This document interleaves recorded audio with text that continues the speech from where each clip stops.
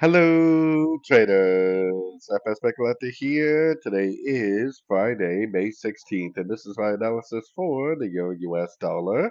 If you haven't done so yet, definitely do check out my free Discord group. It's linked down here in the corner at the end of the video.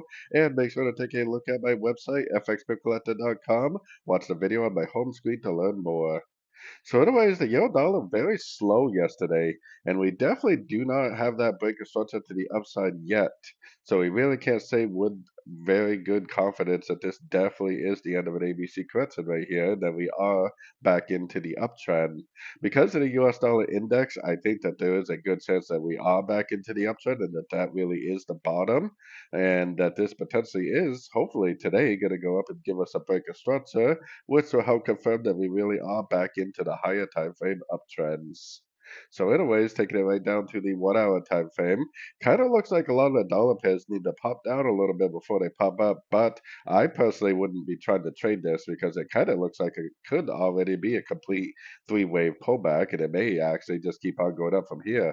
I personally would be recommending longs right now, but if I look at the dollar index and a few of the other dollar pairs, it kind of almost looks like this could be like a wave B, and then it goes down for a wave C, and then it continues the uptrend. So definitely keep an eye on that. That definitely is a possibility. I think for me personally, I would rather just let the wave C play out and then try to go long at the end of the wave C because, trying to trade inside a correction can be a very unpredictable and very challenging thing to do.